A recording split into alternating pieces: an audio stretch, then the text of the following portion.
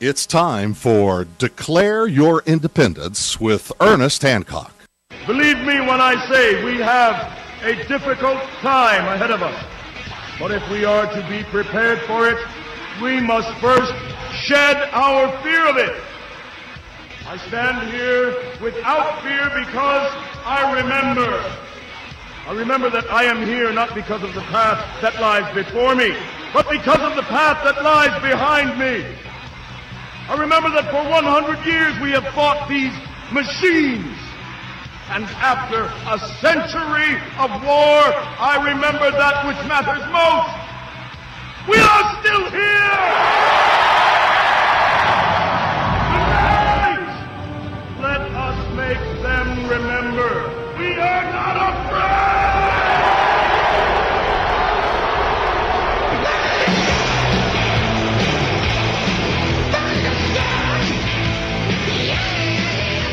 Welcome to Declare Your Independence. And me, Ernest Hancock, each and every day here from the LRN.FM network from Phoenix, Arizona, in the beautiful, beautiful studios of The Farm. Freedom's Phoenix Farm up in North Phoenix. Yeah, we're farming now. And we've been distracted by what's going on in Japan. And while that's happening, I'll tell you, there is a gentleman that testified before Congress that's speaking tomorrow night, an economic discussion group that I go to every month, and I just can't bring myself to waste the time because I know what his rhetoric is. It is radical Islam needs to be opposed, and radical Islam this, and they do this and that, and we got to go and bomb, and we're the aircraft carriers. And my thing is, I'm going, as soon as we stop all the wars of aggression, as soon as we get out of all the foreign entanglements, the military bases, stop bombing people and do it, as soon as we stop trying to do regime change in the name of American interest, whatever the heck that means this week, as soon as we stop that, then we can talk about all the leftover Muslims that hate us. And until then, I can feel it. It's a 2012 election year. Well, because of inflation and food prices and a lot of other things going on, all of a sudden, people that are living on a few dollars a day, which make up, half of the people in Middle Eastern countries, they're going, you know what, we need something better. And they are in revolt. Well, let's go ahead and talk about Bahrain. We have a friend of the show. He's been on before, Husain Abdulla.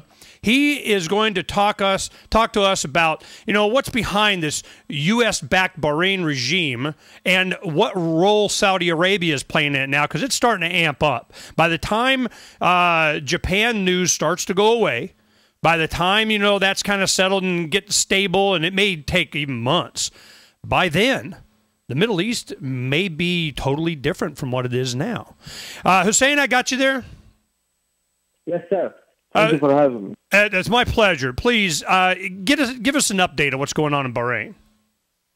Well, on last Friday, Secretary Gates was in Bahrain, and publicly he encouraged the regime to hold talk and adapt serious political reform.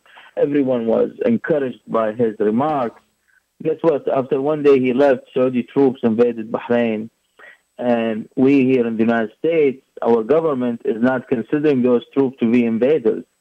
So basically, the assertion is, or the feelings on the street in the country is, that Gates basically gave them the green light. They go ahead and do it and crush the opposition and crush the peaceful protesters. And today there is literally a massacre in the country. Over 1,000 people have been injured. Serious injury.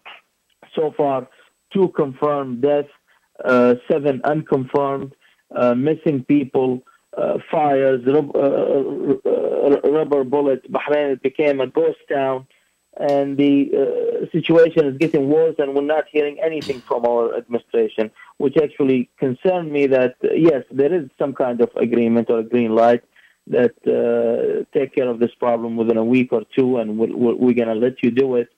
But you have to finish it in a certain amount of time. Another country invading Bahrain to protect its government it is unheard of and should not be acceptable by us. Okay, so this is what we're looking at. We have Bahrain, which is about it's an island off the coast of Saudi Arabia, and it's in the Persian Gulf. It's only about the land mass, about 3 times the size of Manhattan. Okay, so this is not a very large country, but one of the assets there that American interest is the Fifth Fleet is ported there. Is that correct? That's right. So, I would think if you got the Fifth Fleet of the United States of America in the Persian Gulf and Bahrain in your country there, that it's really, it's America. As far as they're looking, guess what? Our prime directive is the military, the naval base there, it be a function, and especially now. So what do? U.S. troops going to go in there? Heck no. They're going to go by sea and across a long bridge that connects Saudi Arabia to this country, and here comes Saudi Arabian tanks and military, and they go, guess what? You're not allowed to protest anymore. So why are the people protesting against whom? We have, of course, who's the stated monarch there, who's the stated political leader, but are they really perceived by the people there as being autonomous from the United States and Saudi Arabia, or do the people see them as just an arm of?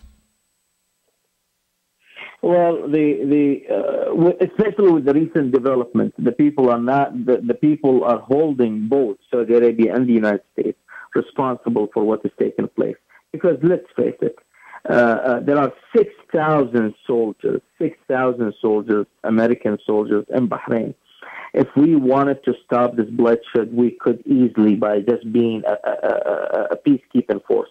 Add to that, I'm not asking even a single American blood to be wasted, because both Bahrain and Saudi Arabia, they are allies, they are a strong ally, they are our puppet, our dictators. They are the one who do the dirty job for us in the region. For us just to tell them stop it, they will stop it. The recent invasion led by Saudi Arabia into Bahrain, and us not even considering such move as an invasion, tell me that whether we really want to see democracy in the Middle East. Does democracy in the Middle East help our interests? Does democracy in the Middle East make us weaker in the region? All these questions now are being answered not because of what took place in Egypt or Tunisia, no, to see the reality in Bahrain. Because Egypt and Tunisia don't have resources that we need. They don't have oil. They're not in a region that is strategic to us. However, Bahrain is in the Persian Gulf country, which has the largest known oil reserve.